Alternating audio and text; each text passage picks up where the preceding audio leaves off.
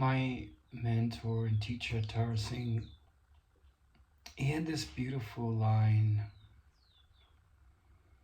which I'm going to unpack in this video, but he said, you can live centuries in a year.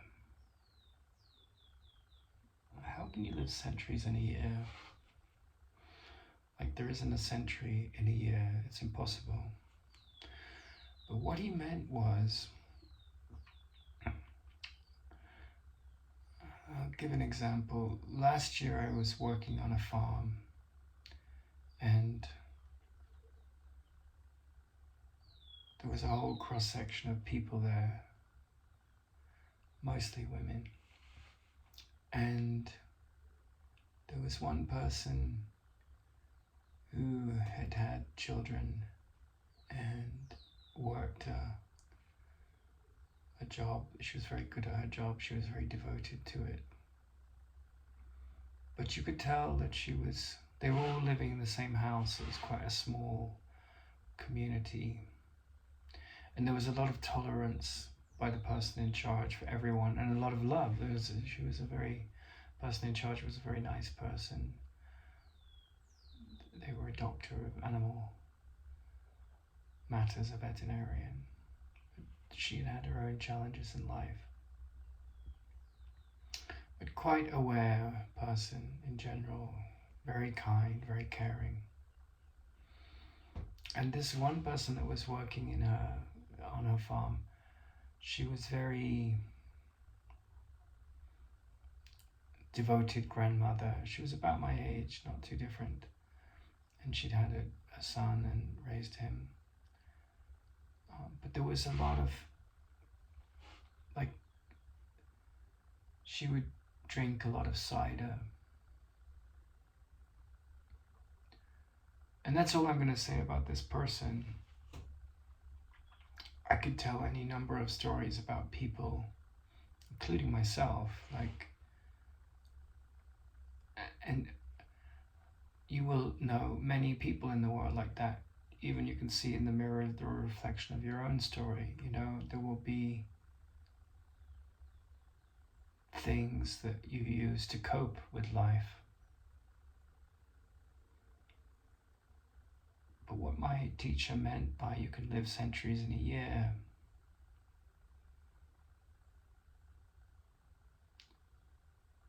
is this. If one takes as the fundamental,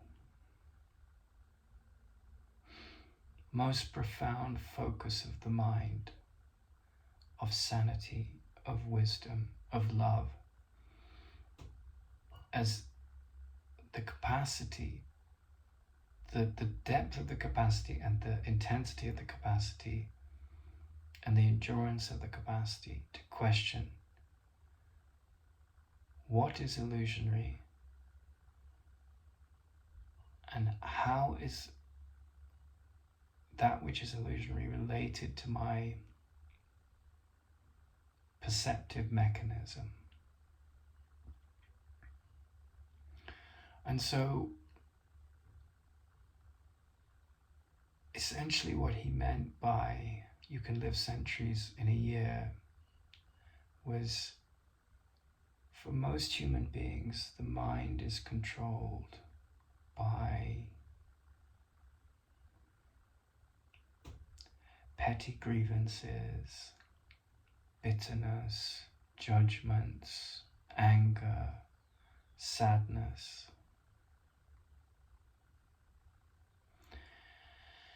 And there's a sort of movement that the metaphor comes to mind as I'm talking is like,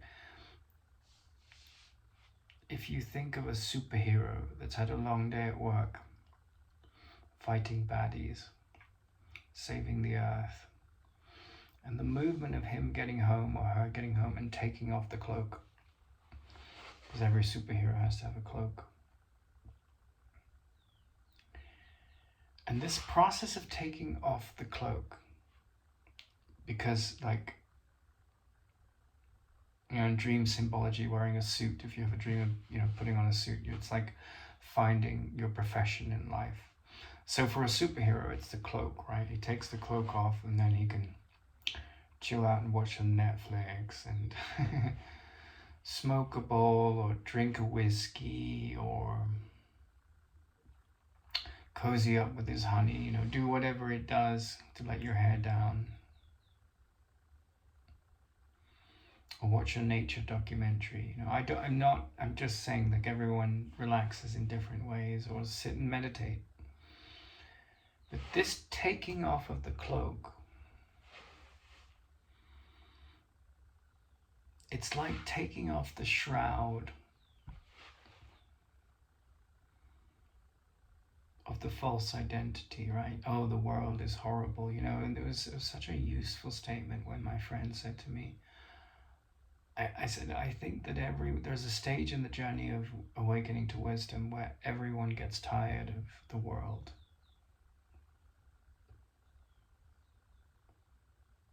And then right back at me, he said, tire of being tired. Such a beautiful expression. And in a sense, living centuries in a year means tiring of being tired. That doesn't mean the body doesn't get tired. That doesn't mean, you do a lot of arithmetic and the mind is tired. It doesn't mean that you have to handle lots of psychotic people and you get tired. Like, that happens. That is a part of living in the body. And there is a certain intelligence to relaxing and having, like, I've been quite physically ill. And it's been a way for me to consolidate the lessons I've wanted to consolidate. I've been able to go and be a hermit monk in my own monastery life. Like, I literally was attacked and abused at a university, and I had to handle that. Like, I had nowhere to go. And I came to a field in Ecuador, and there was a man who has a second home, and they took, a fondness to me and have given me a place to stay while I figure out my next steps. But there's also a need for me to heal some things in my physical condition. I've had long COVID and so forth. Now, from the outside view of my story, I'm in some debt. I've got all these challenges to handle. I don't quite know what the future is of my life. I may be considered somewhat of a failure. I'm also building a business in this cocoon that I'm in.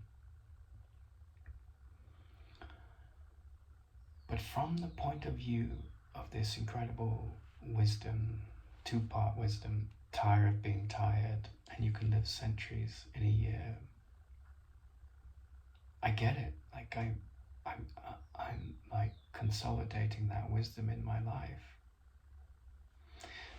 The grievance mechanism, the pain mechanism in the mind, the insecure mind, it's very attached to this superhero of the identity that goes with the body. And you do see yourself as a superhero in that world. It's the ego's view. It's like, I go around and I help people and I'm not thanked.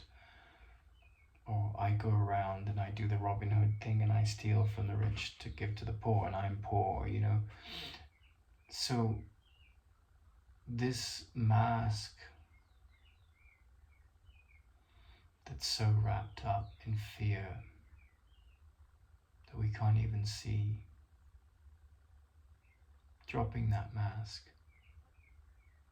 it leads to a very normal life. Like, I don't mean normal in the sense of like the inner life. That's extraordinary in comparison to the most of the minds of the world, where they're at. But you have to have, before enlightenment, chop water. After enlightenment, chop wood, carry water. The normal life, like attending to the needs of the body, being compassionate when people are going through sad, painful issues, all of that goes on.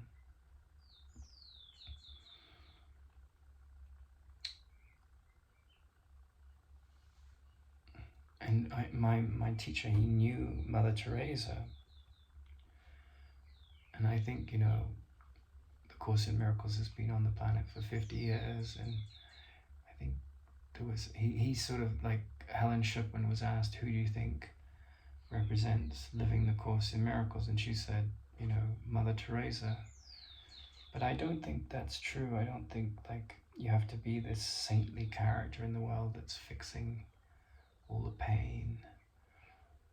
In fact, you don't. That's not where the calling is. If that's what you're called to do, then no judgment. But the real shift is to end the pain mechanism in your mind, and then you become a very peaceful person. And what you noticed is, like, it's like you've been drowning in this water, and the water is suffering, occasional pleasure, occasional happiness, sadness, grief, sorrow, a sense of loss, a sense of lack, a sense of not living up to potential, all these insecure feelings. And that's the waters you're swimming in when you're asleep to meaning.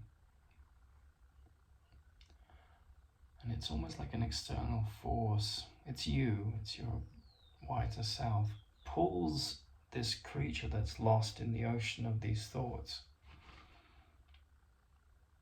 out of those toxic waters born of the mind's creation. It's how you think about reality, into a realm, that at the beginning is a bit challenging. It's like when a baby's born, the air compared to the water, the liquids in the mother's womb. It's like, it's a little bit, the baby cries because it's harsh for the skin to begin with. So there's this kind of period where you're adjusting. But if you're trapped in, your reactive mind, or your judgmental mind, or you're, doing your hard daily task every day, working really hard just to get food on the table for yourself and your family, and then going home and drinking like lots of cans of cider, whatever your version of that is,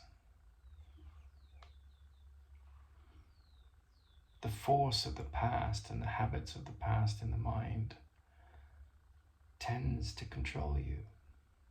So you can live lifetimes like that. Whereas if you start to see through those illusions that bind you to fear and judgment and attack thoughts and addictions, you can live centuries in a year, but it's not the living of the body, it's the living of the awakening mind, that I'm not a victim of the world I see. And there may be some intelligence to say, well, I was born and raised in this kind of family or this culture, and so that conditioning has made me a victim, but I'm not my conditioning. I am to an extent, as long as I define myself by it. But then I can step aside and be the witness, and this witness can carry me out of those illusions. And that's what living centuries in a year is. And so you're going to have these profound internal changes, which will probably lead to some external changes in your life.